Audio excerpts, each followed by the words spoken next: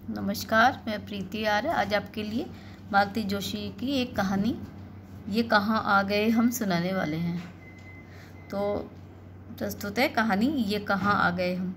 अमृता का फ़ोन आया था। खाना खाते हुए मैंने बताया, एनीथिंग स्पेशल? उसके पापा ने पूछा। हाँ, स्पेशली समझ लीजिए, कल हफ्ते भर के लिए जापान जा रही है। जापान जा रही है बच्चों को छोड़कर? इनके स्वर में आश्चर्य था। बच्चों को तो पहले ही छोड़ा हुआ है, जापान जाइए जर्मनी, क्या फ़र्क पड़ता है। फ़ोन तो ये बताने के लिए किया था कि इस वीकेंड पर बच्चों को नहीं ले जा सकेंगे। क्यों, कार्तिक भी जा रहा है क्या? वो तो नहीं जा रहा है, पर बच्चों को कैसे संभालेगा। ये थोड़ी देर को चुप रहे, फिर बोले, आनंद ठीक ही कहता है। इन लोगों को आप जब तक अपनी जिम्मेदारियों का एहसास नहीं कराएंगे नया कल नहीं आएगी। जिम्मेदारी तो बात की बात है, पर ममता भी तो कोई चीज़ होती है। बड़े आराम से यहाँ बैठे बैठे कह दिया कि हफ्ते भर के लिए बाहर जा रही हूँ। क्या एक बार बच्चों को देखने का भी मन नहीं किया होगा? मैंने तो कहा कि यहाँ आ जाओ, घड़ी भर बच्चों के साथ बैठ लो। तो बोली, मम्मी बिल्कुल टाइम नहीं है, सुबह ही निकलना और अभी मेरी सारी पैकिंग भी बाकी है। पता नहीं आजकल की लड़कियों को क्या हो गया, मोह माया इन्हें कुछ व्यापता ही नहीं है। करियर के पीछे मरी जाती। इससे तो अच्छा था इसे BA MA करा के शादी कर देती। अब कह रही है, उस वक्त तो उसके करियर को लेकर तुम ऊंचे सपने देखती थी, उसकी उपलब्धियों पर फूल ही नहीं समाती थी। पता है, बहन की गृहस्थी का हश्र देखकर आनंद ने निर्णय लिया था कि मुझे प्योरली हाउसवाइफ चाहिए, सिर्फ ग्रेजुएट ही चलेगी। सच, फर्स्ट क्लास MSc है नेहा, पर घर में ही खुश है। ऐश्वर्या के जन्म के बाद तो उसकी दुनिया और भी छोटी हो गई है। घड़ी ने 10 बजाए, तब जाकर होश आया कि हम लोग 45 मिनट से खाने पर ही बैठे हुए हैं। खाना तो कब का ख़त्म हो गया था, पर हमारी बातें, हमारा बेसोना ख़त्म नहीं हो रहा था। मैंने टेबल समेटा, खाना उठाकर फ्रिज में रखा, पानी की बोतलें भरी, फिर गैस पर दूध चढ़ाकर ताला डालने चली गई। गेट बंद करके बच्चों की बॉटल्स भरी। 10 बजे उन्हें आखिरी फीड देती हूँ, नींद में ही अच्छे से पी लेते हैं। फिर दोनों को सूसू करवा के सुला दिया। उनकी कॉट के पास खड़े होकर देर तक उन्हें निर्निमेष देखती रही। कितने प्यारे बच्चे हैं, पता नहीं माँ इन्हें देखे बिना कैसे रह लेती है। शादी के 5 साल तक जब घर में किलकारी नहीं गूंजी तो अमृता, कार्तिक समेत हम सब हताश हो चले थे। फिर मैंने ही पहल की और उसे पता नहीं कितने डॉक्टरों को लेकर खाक छानी, कितना महंगा इलाज कराया, कितनी मनौतियाँ मांगी, तब जाकर बच्चों ने ये सौगात दी थी। जब पहली बार सोनोग्राफी में पता चला कि ट्विंस हैं तो मुझे बहुत चिंता हो गई थी। एक बच्चा पालना ही आफत है, नौकरी के साथ ये लड़की दो को कैसे पालेगी। उन दिनों उसकी सासू भी बड़ी बहू के जचगी के लिए अमेरिका गई हुई थी। तब ये पता नहीं था कि बच्चे मुझे ही पालने हैं। अमृता को तो कोई फ़र्क नहीं पड़ेगा, उसने तो 1 महीने बाद ही ऊपर का दूध शुरू कर दिया था। मैंने भी सोचा ठीक है, 2 महीने बाद उसे ऑफिस जाना पड़ेगा, बच्चों को फीड कैसे करा पाएगी। 1 महीना वो मेरे यहाँ से ही ऑफिस जाती रही। इस दौरान उसने अपना दूध देना एकदम बंद कर दिया। 3 महीने बाद बोली, मम्मी अब मैं अपने घर जाऊँगी, यहाँ से ऑफिस बहुत दूर पड़ता है, कार्तिक भी परेशान हो रहे हैं। पहले आया वगैरह का इंतज़ाम तो कर लो, अपनी सास को भी बुला लो।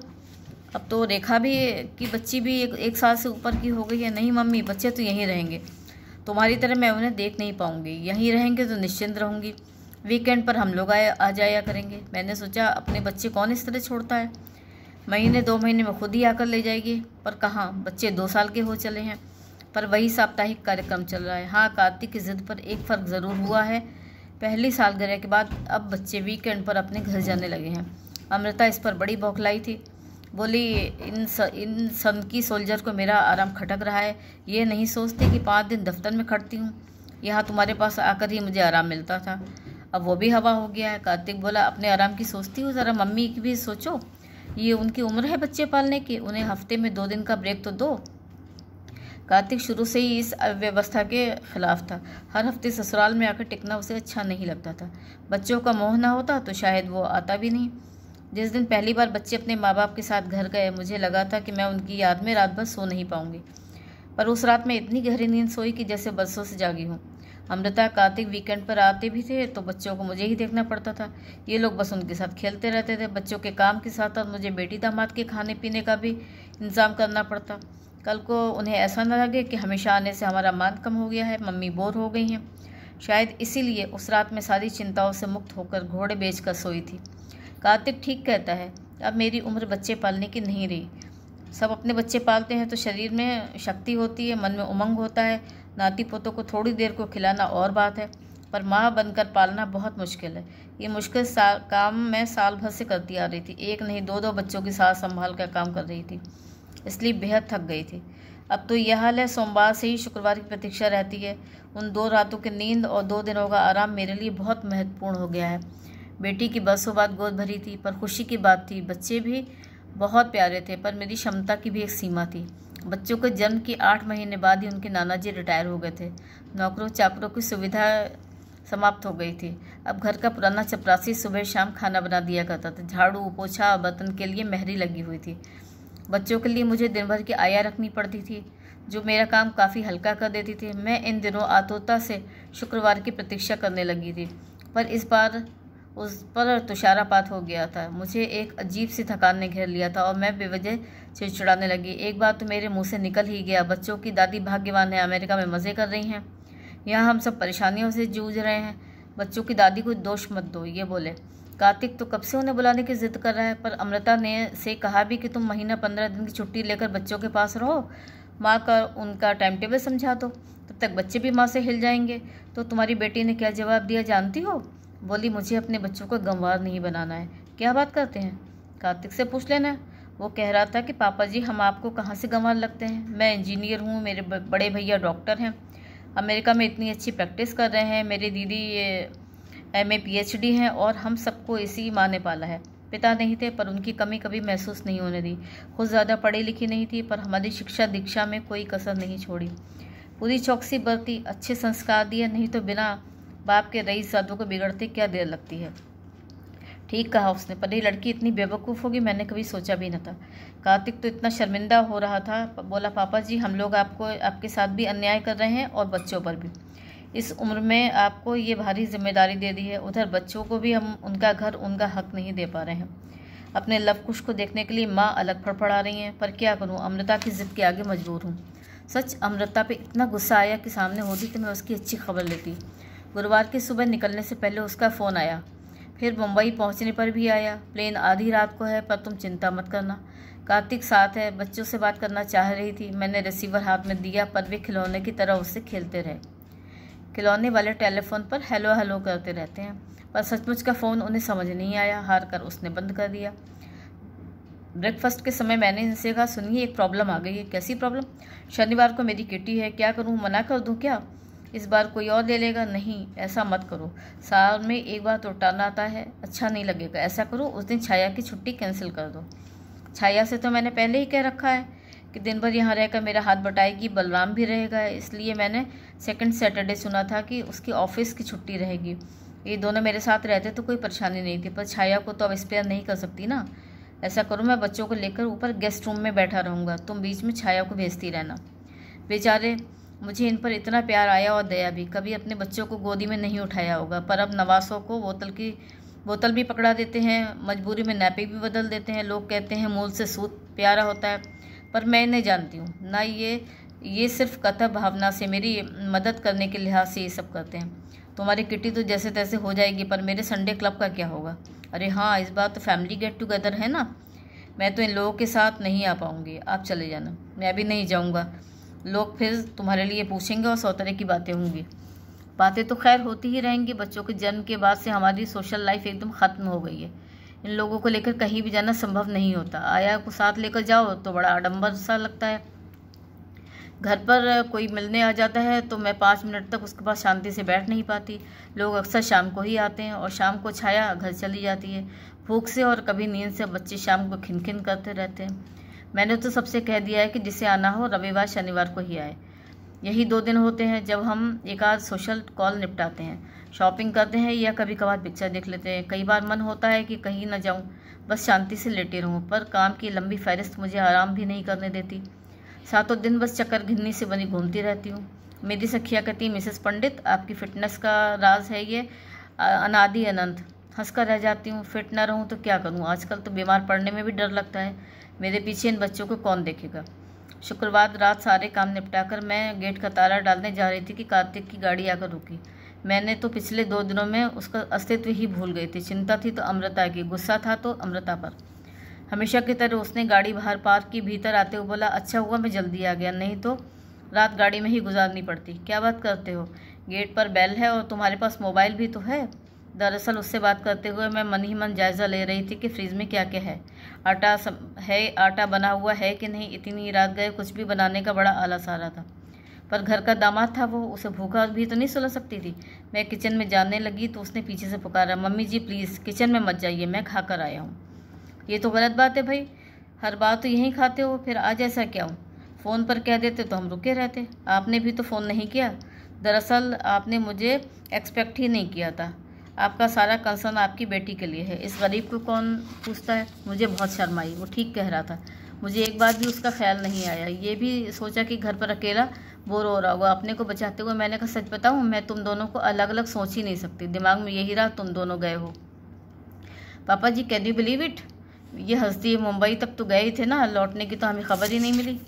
मैं तो सुबह ही लौट आया था, मेरी छुट्टी थोड़ी थी। फिर मुझसे तो पूछा चुन्नू मुन्नू सो गए क्या? वे तो 9 बजे ही सो जाते हैं। जगा दूँ तो नाराज़ नहीं होंगे? परेशान करेंगे तो मैं संभाल लूँगी। तब तक आप कॉफ़ी बना लीजिए प्लीज़। कॉफ़ी बना के लाई। तब तक ड्राइंग रूम में खिलौनों को ढेर लग गया था। दोनों बच्चे कार्तिक की गोद में चढ़े हुए थे, एकदम खुश और चुस्त। नींद का कहीं नामो निशान भी नहीं था। नानी, पापा, गाली, एक ने अपनी मोटर दिखाते हुए कहा। नानी चाय पीना, दूसरे ने फरमाइश की। अरे अब तो ये पूरा वाक्य बोलने लगे, कार्तिक ने खुश होकर कहा। मैं जब भी आता हूँ इनके शब्दकोश में 2-4 शब्दों की बढ़ोतरी ही पाता हूँ। 2-4 महीने और रुक जाओ, फिर तो वे किसी को बोलने ही नहीं देंगे। कार्तिक मज़े से कारपेट पर पसर कर बैठा था। बच्चे उसे खूंद रहे थे, प्यार कर रहे थे और वो उनके अत्याचारों का आनंद ले रहा। समझ गई कि बच्चों के लिए ही वो इतनी रात भागा भागा चलाया है। कोई और होता तो दिन की भागम भाग के बाद घर पर सो रहता। उनकी बाल लीलाओं को देखना अच्छा लग रहा था, पर मेरी पलकें झपकने लगी थी। ये तो कब के सोने चले गए थे। मैंने क्षमा याचना के स्वर में कहा, कार्तिक मैं सोने जा रहा हूँ। तुम्हारे चुन्नू मुन्नू सोने लगे तो मुझे जगा देना। आपको क्यों जगाऊंगा, बच्चे मेरे पास सोएंगे। अरे गिरगिरा जाएंगे। वैसे उनकी कॉट भी अब छोटे पड़ने लगी है, पर 2 के लायक तो कमरे में जगह ही नहीं है। आप चिंता मत कीजिए, मैं तकिए वगैरह लगा दूंगा, आप बस एक रबर बिछा दीजिए। सुबह चाय पीती हुई उसने कहा, मम्मी जी कल रात यहाँ आते हुए मुझे बड़ा संकोच हो रहा था, पर बच्चों की याद मुझे खींच लाई। पर उससे भी बड़ा कारण ये था कि मैं आपको रिलीज़ करना चाहता था। मुझे मालूम है आपके पास यही 2 दिन होते हैं जब आप अपना कोई प्रोग्राम बनाती हैं, तो मेरा कहना है आप निसंकोच अपना प्रोग्राम फॉलो कीजिए। घर की चिंता बिल्कुल मत कीजिए, बाहर के सारे काम निपटा लीजिए।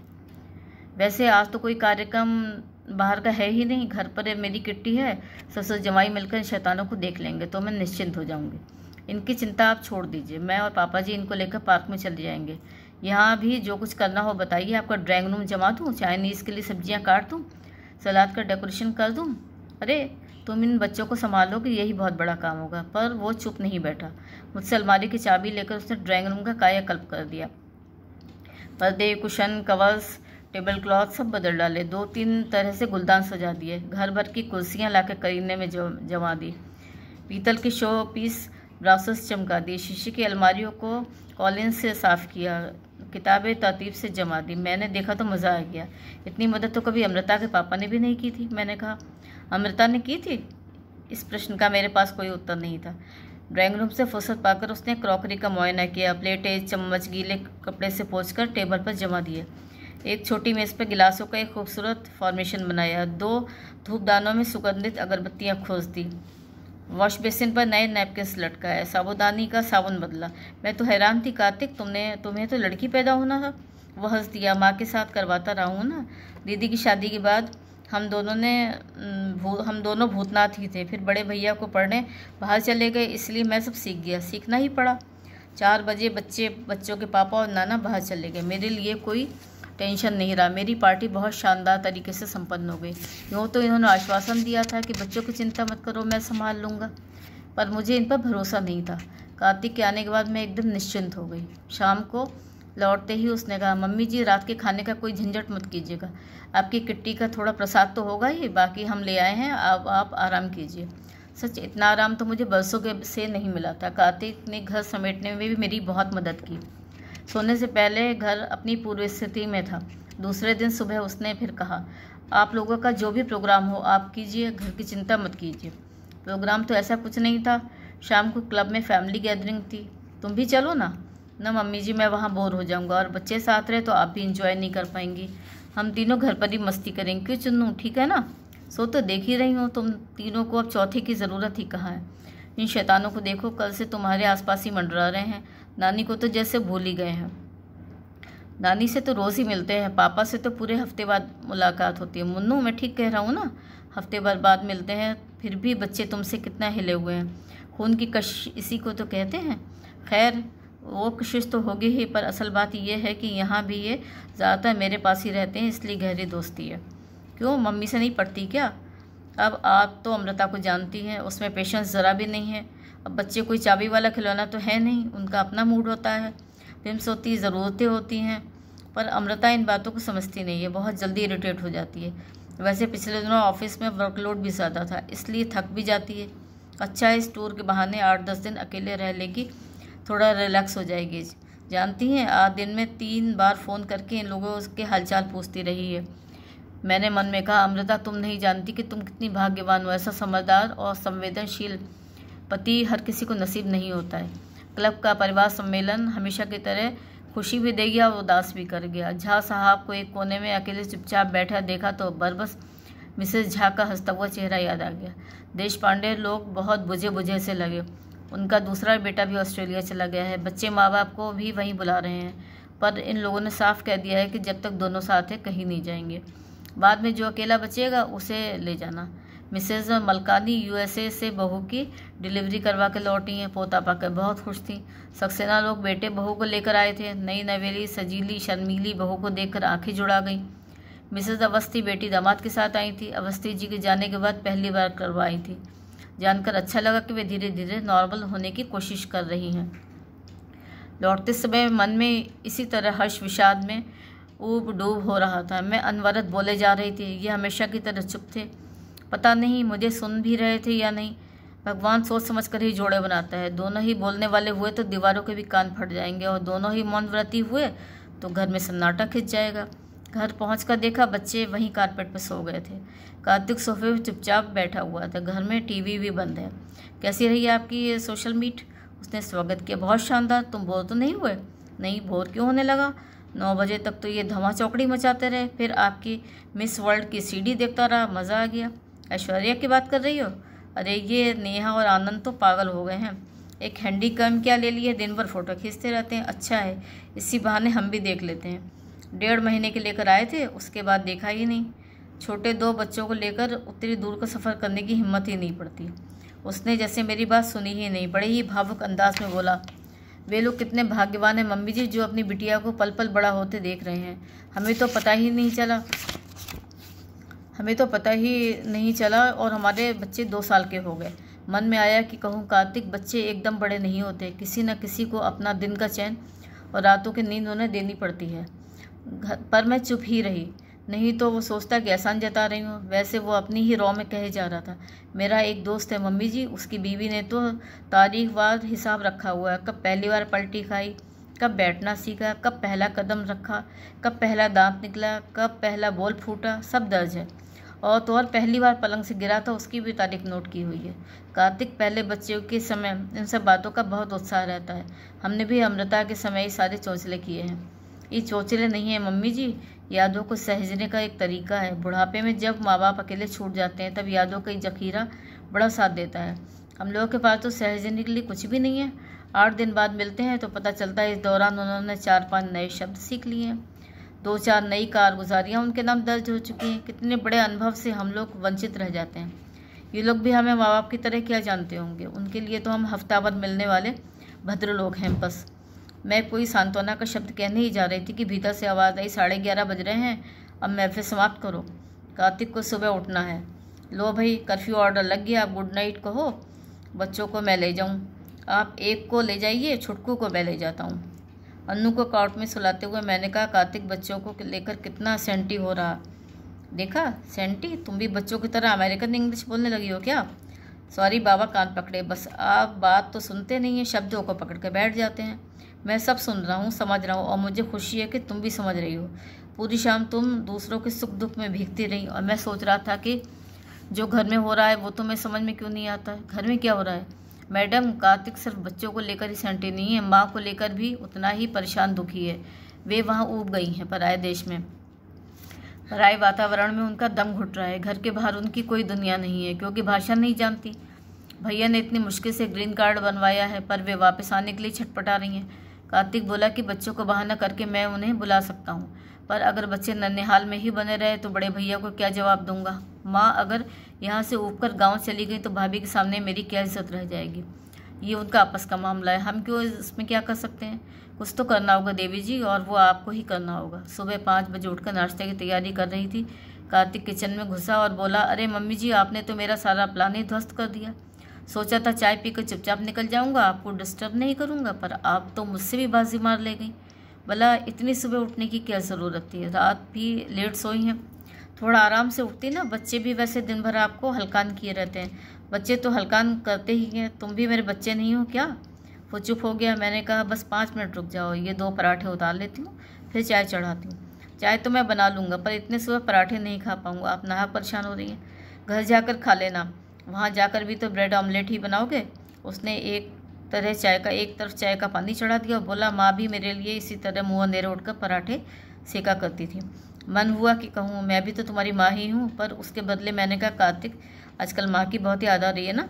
उसने छिपाने का बिल्कुल प्रयास नहीं किया। बोला, हाँ, इस बार उन्हें देखे बहुत दिन हो गए हैं, हर हफ्ते वेब कैंप पर उनसे मुलाकात होती है, पर उससे न मन भरता है, न उनका मन भरता है, न मेरा। इतने दिनों तक हम लोग एक दूसरे से दूर नहीं रहे हैं। एक काम करो, माँ को बुला लो। वो चाय छान रहा था, एकदम चौंक पड़ा। चाय थोड़ी सी कप के बाहर छलक ही गई। मैंने जानबूझकर उसको अनदेखा किया और कहा, सच कह रही हूँ, माँ को बुला लो। वे 8-10 दिन मेरे पास रहेंगी, बच्चों से दोस्ती करेंगी, उनका टाइम टेबल समझ लेंगी। तब तक तुम एक अच्छी सी आया ढूंढ लेना, फिर बच्चों को और माँ को अपने घर ले जाना। वो कुछ देर तक इस प्रस्ताव पर सोचता रहा, फिर सूखी हंसी हंसकर बोला, लेकिन बिल्ली के गले में घंटा कौन बांधेगा। वो मुझ पर छोड़ दो, तुम्हें अपने ऊपर विश्वास है ना। फिर चिंता छोड़ दो, मैं बिटिया रानी से कह दूंगी, वी नीड अ ब्रेक। भाई, हमारा भी मन बेटे के पास जाने को करता है। गुड़िया को भी दादा दादी के प्यार का हिस्सा मिलना चाहिए। फिर हाथ पैरों में ताकत है, आंखों में रोशनी है, तब तक हम थोड़ा घूम फिर लेंगे, बाद में तो लौट कर यहीं आना है। वो कुछ देर चुप रहा, फिर भीगे स्वर में बोला, thank you mummy, thank you very much, और तैयार होने चला गया। मैंने गेट का ताला खोला ही था कि वो बैग लेकर आ गया। टाटा बाय बाय करके उसने गाड़ी स्टार्ट की। 4 कदम चली होगी कि फिर पीछे लौटी। मैं भीतर जा रही थी, गाड़ी को लौटते देख फिर रुक गई, शायद कुछ भूल गया था। उसने गाड़ी लाकर गेट की सीट में खड़ी की, खिड़की का कांच जरा से गिराया और बोला, मम्मी जी, छुटकू ऊपर सो रहा है, ज़रा देख लीजिएगा। पल भर बाद ही गाड़ी सदर से निकली और आंखों से ओझल हो गई। मैं देर तक वहीं खड़ी रही, मेरे एकदम आंसू निकल आए और मैं कह रही थी, कार्तिक, काश तुम इन बच्चों की माँ होते।